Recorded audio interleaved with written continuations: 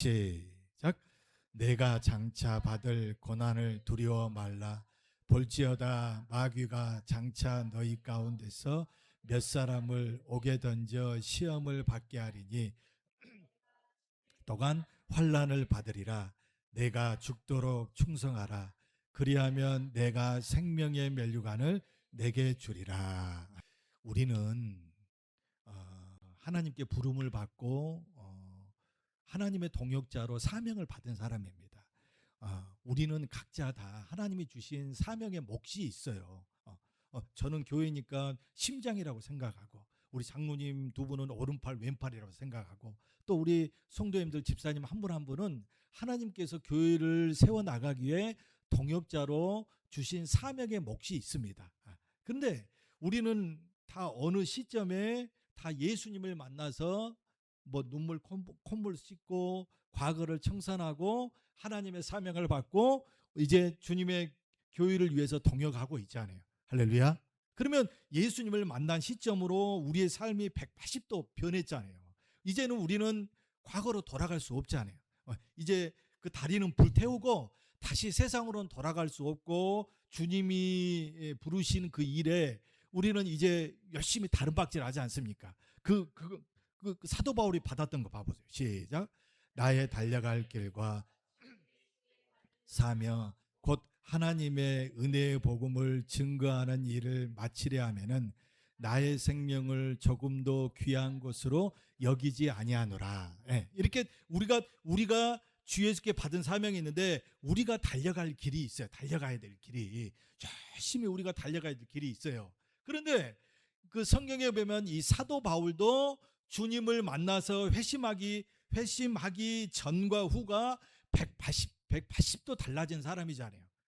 주님을 만나기 전에는 교회를 핍박하고 자기의 의로 살았던 사람이에요. 그런데 주님을 만나고 이제 자기 의로 살지 아니하고 그리스도의 의로 살고 교회를 핍박하던 삶에서 교회를 세우기 위해서 자기의 목숨을 내던지는 삶을 살았던 사람이 누구예요? 사도 바울이잖아요. 근데 이 사도 바울이 사도행전 9장을 정점으로 해서 그 전에 주님을 만나기 전에 회심하기 전에 사도 바울의 삶이 어떤 삶이었느냐? 이런 삶이죠. 교회를 핍박할 때. 시작. 사울이 대하여 여전히 위협과 살기가 등등하여 대제사장에 가서 그렇게 하고, 자, 사도 바울이 주님을 만나기 전에 여전히 위협과 살기가 등등하여 그렇게 교회를 핍박하던 삶을 살았어요. 여러분, 그 사도 바울이 그 교회를 핍박을 할 때 이게 쉬운 것이 아니거든요. 교회를 핍박할 때 사도 바울, 여러분 잘 아는 것처럼 어떤 계획을 세워가지고 조직적으로 자기의 어떤 그 플랜을 세워서 교회를 핍박하고 제자들을 막 잡아들여요. 어떤 계획을 분명하게 세워서. 그러니까 그건 쉬운 것이 아니죠. 그러니까 사도 바울이 그 예수님을 만나기 전과 예수님을 만난 후에 180도 바꿔졌는데 바뀌지 않는 게 있어요. 그게 뭐냐면 열정과 사명감은 바뀌지 않았어요. 그게 뭐냐면 예수님을 만나기 전에도 그는 어떤 사명감과 열정이 있었어요. 그 사명감과 열정이 뭐예요? 자기의 율법으로, 그 사명과 율법 이거죠. 시작. 열심으로는 교회를 핍박하고 율법의 의로는 흠이 없는 자로다. 그러니까 자기의 의로 율법으로 흠이 없는 그런 열심이 있었다고요. 그러니까 아니 나사란 예수라는 청년이 저 청년 이단인데 하고 다른 사람이 나서지 않으니까 내가 나서서 이단의 괴수를 내가 잡아야겠다 하고 그 조직적으로 교회를 핍박을 하고 이렇게 하잖아요. 근데 그게 쉬운 일이 아니에요. 자기의 어떤 신념과 확신과 어떤 자기 사상이 딱 뚜렷하지 않으면 그렇게 확신 속에서 교회를 핍박하고 조직적으로 이렇게 죽이지 않는다고요. 그러니까 사도 바울이 그렇게 열심히 했던 것들이 그릇된 사명감이다. 그릇된 사명감. 우리는 사명감하면 그냥 뜨겁고 그냥 열심히 하고 비전이 있으면 그게 다 참된 사명이라고 생각하는데 그건 참된 사명이 아닙니다. 내가 열심히 하는데 누군가에게 혹시라도 상처를 주거나 내가 열심히 하는데 누군가에게 혹시나 불편을 준다면 한번 돌아봐야 돼요. 우리는 한번 돌아봐야 돼요. 근데 참된 사명은 뭐예요? 예수님 사도 바울이 예수님을 만나잖아요.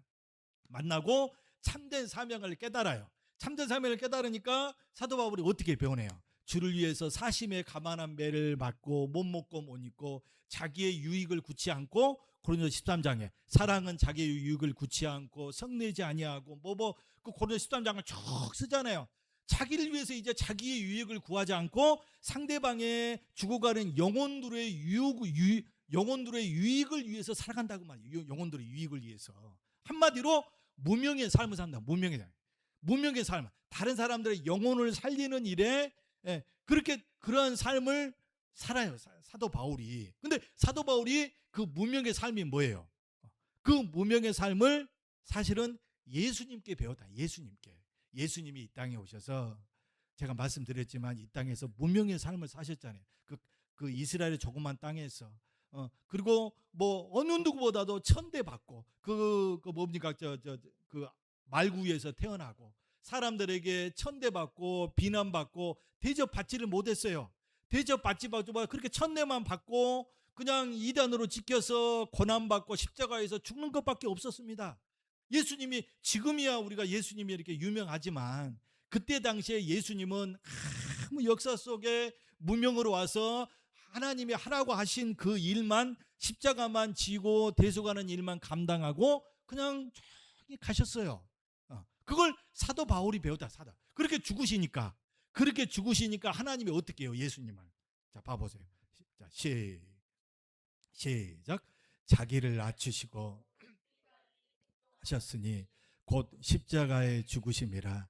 이러므로 하나님이 그를 지극히 높여 모든 이름 위에 뛰어난 이름을 주사 모든 무릎을 예수에. 하나님이 높인다. 하나님이. 내가 이름도 빛도 없이 내가 섬기는 그 자리에서 많은 영혼들의 유익을 위해서 무명의 동역자로, 일꾼으로, 이름도 빛도 없이 하나님의 동역자로 살면 하나님이 올리세요. 하나님이 그를 지극히 높인다고요. 하나님이. 할렐루야. 그러니까 하나님이 높이도록 우리가, 나는 섬기는 자 중에 있노라고 주님이 이야기하시지 않아요. 그럼 우리는 그 섬기는 자리에 있어요. 섬기는 자리에. 거기에 딱 무명의 일꾼으로 이름도 빛도 없이 그렇게 있으면 하나님이 높인다고 이야기하죠. 그리고 우리에게 이야기하시는 이야기가 뭐예요? 왜? 이 땅에서 상을 받지 말라고 그러잖아요. 시작. 사람에게 보이려고 그들 앞에서 너의 의를 행치 않도록 주의하라. 그렇지 아니하면 하늘에 계신 너희 아버지께 상을 얻지 못하느니라. 사람에게 영광을 얻으려고 회당과 거리에서 하는 것 같이 너희 앞에 나팔을 불지 말라. 진실로 너에게 이르노니 저희는 자기 상을 이미 받았느니라. 그러니까 우리가 그러니까 보이려고 외식하지 말라고 말이에요. 왜? 하늘에서 상을 내가 하늘에서 줄 테니까 이 땅에서 이름도 빛도 없이 무명의 일꾼으로 주님의 몸된 교회를 세워나가기 위해서 함께 동역하자. 함께 섬기는 위치에서 나와 함께 섬겨 나가자라고 이야기를 하잖아요. 이렇게 우리 금요 기도에 나오신 분들은 다 정말 주를 위해서 그 무명의 일꾼으로 주님 앞에 사명을 받은 사람의 특징이 뭐예요? 특징 요거 제가 이야기했잖아요. 여기 특징. 자, 여기 밑에 보니까 은혜의 복음을 증거하는 일을 마치려 하면은 나의 생명을 조금도 귀한 것으로 여기지 않으라. 그러니까 사명을 받은 사람의 특징은 나의 생명을 조금도 귀한 것으로 여기지 않아요. 그러니까 금요 기도회에 함께 이렇게 나오실 정도면은 나의 생명을 주님 앞에 드린 성도들이잖아요. 함께 우리 기도하러 나오신 분들은 정말 내 생명을 주님 앞에 드릴 정도로 주님을 사랑하신 분들이에요. 그러지 않고는 여기까지 와서 이 귀한 시간에 하나님 앞에 기도의 동역자로 하나님 앞에 드린다는 것이요, 내가 전화해서 왜 안 나오세요? 기도 좀 하세요. 이렇게 한다고 해서 나오는 게 아니에요. 나오는 게 아닙니다. 하나님께서 불러주시고 그 주님을 위한 사랑하는 마음이 있으면 하나님의 인도함으로 가운데 순종해서 이렇게 함께 나와서 기도의 동역자로 하는 거잖아요. 그러면 그래서 여기 봐보세요. 오늘 자, 그래서 예수님 봐보세요. 시작. 함께 하늘의 부르심을 입은 거룩한 형제들아, 예수를 깊이 생각하라. 저가 자기를 세우신 이에게 충성하기를 모세가 하나님의 온 집에서 한 것과 같으니. 그러니까 예수님이 그렇게 무명의 일꾼으로 낮은 자리에서 섬기는 무명의 삶을 살았던 것을 뭐라고 하느냐? 충성이라고 합니다. 충성. 여러분, 교회에서 가장 중요한 게 뭐라고 저한테 물어보냐면 저는 충성이라고 생각해요. 왜? 교회는 하나님께서 교회에 주신 하나님께서 교회가 지켜야 될 기본적인 게 있는데 그게 뭐냐면 충성과 질서입니다. 왜냐하면 교회의 머리는 예수님이잖아요. 그리고 우리는 지체로 몸으로 있는 거잖아요. 그럼 우리는 한 분, 우리의 지도자는 한 분 그리스도시라, 머리 대신 예수님께 가르침을 받아서 다 지체로 우리는 함께 연결되어 있어요. 그러면 제일 필요한 게 뭘까요? 그 머리에 충성하고 그 질서에 순복하고 순종하는 거예요.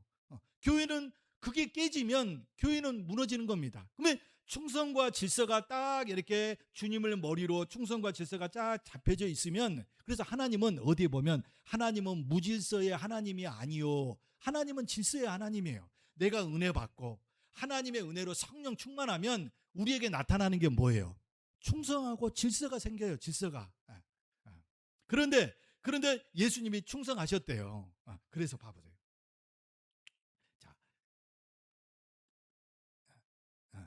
자, 여기 한번 읽어보게. 자, 오늘 본문에 이 교회에 큰 고난과 환란이 왔어요. 근데 하나님께서 이 교회에 충성하라고 이야기 한번 읽어볼까요? 시작. 내가 장차 받을 고난을 두려워 말라. 볼지어다 마귀가 장차 너희 가운데서 몇 사람을 오게 던져 시험을 받게 하려니 너희가 10일 동안 환란을 받으리라. 네가 죽도록 충성하라. 그리하면 멸류관을 내게 주리라. 그러니까는 그 교회에 환란이 닥쳤을 때 충성하래요. 그러면 그 죽음이 생명을 내어놓는 그런 고통의 환란이 와도 죽으라 그 말이에요. 죽으라고. 그러니까 사명을 받은 사람은 아까 사도 바울의 고백처럼 나의 생명을 조금도 귀한 것으로 여기지 아니하노라. 그러니까 내 목숨을 버려야 사실은 하늘의 생명을 얻는 거예요. 그러니까 우리는 사실은 주를 위해서 죽기 위해서 사는 거예요. 정말 주님을 위해서 내 생명을 던지기 위해서 우리는 달려가는 거예요.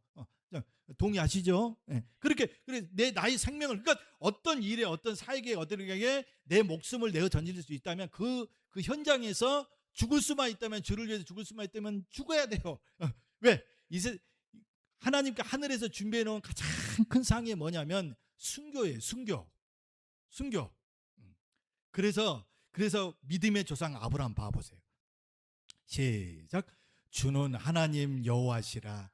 옛적에 아브라함을 택하시고 인도하여 내시고 아브라함이라는 이름을 주시고 그 마음이 주 앞에서 충성됨을 보시고. 자, 우리의 믿음의 조상 아브라함을 믿음의 조상으로 세우고 그와 언약을 세우고 그에게 일을 행하셨어요. 근데 뭘 보고요? 그 마음이 주 앞에 충성됨을 보고. 아브라함 잘 아시죠? 자기 아들을 그냥 하나님 바치라고 하니까 탁 아들을 바칠 정도로. 예? 우리 김현숙 집사님, 우리 현중이처럼 그 정도 됐겠네. 예? 하나님께서 현중이를 하나님께서 만약 모리아 산에서 바치라 하면 우리 집사님 바칠 수 있겠어요? 못 바치죠. 우리 한별을 바치라면 저 못 바쳐요. 저는 못 바치지. 근데 아브라함 바쳤어요. 왜? 그 마음이 주 앞에 충성됨을 보시고. 그러니까 하나님 앞에 충성되면 하나님은 그를 통해서 일을 하시는 거예요. 주께서 나를 충성되이 여겨 내게 직분을 맡기심이니 맡긴 자들의 구할 것은 충성이니라. 그러니까 하나님께서 내가 사명자로 내가 이 길을 갈 때 충성해야 돼요. 충성해야 돼요. 그래서 마태복음 25장에 달란트 비유 나오잖아요. 여러분 잘 아는 것처럼 갔다 왔는데 5달란트, 3달란트, 2달란트에게 자, 착하고 충성된 종아, 네가 지극히 작은 일에 충성하였으니 내가 내게 많은 일을 맡긴다. 착하고 충성된 종아, 착하고 충성된 종아, 이 칭찬을 여러분도 다 받으시길 바랍니다.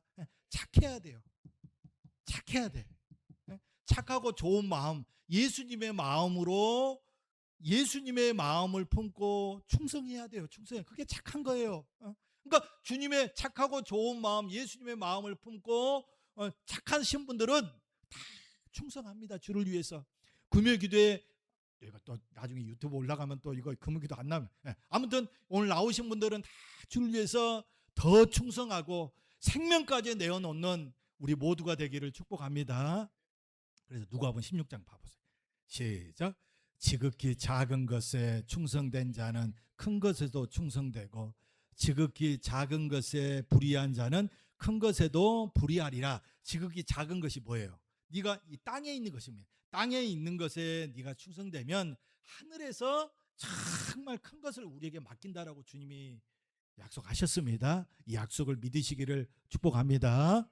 자, 그러면 그 충성된 자에게 하나님이 약속하신 축복 세 가지가 있어요. 첫 번째 축복, 첫 번째가 뭐냐? 자손이 복을 받아요. 자손이. 내 자녀가 복을 받는다고요. 자, 봐볼까요? 출애굽 20장. 시작. 나를 사랑하고 지키는 자에게는 천대까지 은혜를 베푸시느니라. 하나님은 우리의 인생은 심고 거두는 거잖아요. 내가 그렇게 심었기 때문에 내 가정, 내 집, 내 자녀들 이렇게 있는 겁니다. 내 인생이에요. 내가 그렇게 심었기 때문에. 그러니까 내가 충성을 심으면, 성경은 뭐 내가 충성을 하나님 앞에 심으면 자녀들이 그걸 거둬요. 자녀들이. 내가 충성을 하나님 앞에 심어 놓으면 자녀들이 행복과 건강과 부여로 자녀들이 그걸 거둡니다. 그러면 반대로 이야기하면 잘 아시겠죠? 내가 하나님 앞에 충성하지 않으면, 그러니까 우리가 하나님 앞에 충성을 심어 놓으면 자녀들이 부와 행복과 건강으로 하는 자녀들이 천대까지 자녀들이 그 심은 것을 거둘 줄로 믿습니다. 기도로 심고 헌신으로 심고 정말 주를 위해서 사명으로 우리가 심어 나가는 충성을 심을 수 있는 우리가 되기를 바랍니다. 그리고 두 번째, 주인의 즐거움에 참여하게 돼요. 이 뭐 착하고 충성된 용, 제가 적어왔나? 시작. 그 주인이 이르되 잘하였도다 착하고 충성된 종아, 충성하였음에 내가 많은 것으로 내게 맡기리니 내 주인의 즐거움에 참여할지리다. 하나님 앞에 가면 하나님의 가까운 곳에서 하나님의 영광을 누리게 해주겠다는 거예요. 왜 그럴까요? 계시록 3장에 보면 예수님의 별명이 뭐냐면 충성이에요. 예수님의 별명이에요. 시작. 라오디아 교회의 사자에게 편지하기를 아멘이시요 충성되고 참된 증인이시요 하나님의 창조의 근본이신 이가 가라사대. 그러니까 예수님의 별명이 뭐예요? 충성이에요. 그래서 예수님을 충성된 대제사장이라고 그러잖아요. 그러니까 예수님은 이 땅에서 하나님의 사명에 충성스럽게, 그러니까 예수님의 그 살아온 삶의 궤적이 충성이에요. 충성된 자는 충성된 사람을 알아봐요. 충성된 사람을 알아본다고요. 예수님 자체가 충성이기 때문에 이 땅에서 주를 위해서 충성한 사람은 가까이 한다. 가까이. 이렇게 주님 앞에 가까이 하는 충성된 자가 되기를 바랍니다. 그리고 세 번째가 뭐냐? 생명의 면류관을 내게 준대요. 생명의 면류관을, 하나님의 많은 자들을 구원해서 하나님의 영혼으로 옳은 대로 이끄는 자는 하늘에서 뭐 별과 같이 빛나게 한다라고 이야기를 하잖아요. 생명의 면류관을 우리에게 줍니다. 자, 충성되면 자손의 내 자녀가 복을 받고, 아니 천대까지 은혜를 베푼다라고 주님이 말씀하셨잖아요. 주님의 말씀은 거짓말을 하지 않으시잖아요. 충성을 심으세요. 교회를 위해서, 주님을 위해서 열심히 심어 놓으면 나는 죽어도 그 충성으로 심어 놓은 것은 자녀들이 다 거둬요. 그러니까 내 건강에 있는 한, 내 뭐 물질이 있는, 내 시간이 있는 한 주를 위해서 충성되게 심어 놓으시기를 축복합니다. 주인의 즐거움에 참여하게 되고, 그리고 생명의 면류관을 받는 여러분 되시기를, 충성된 여러분 되시기를 주님의 이름으로 축원합니다.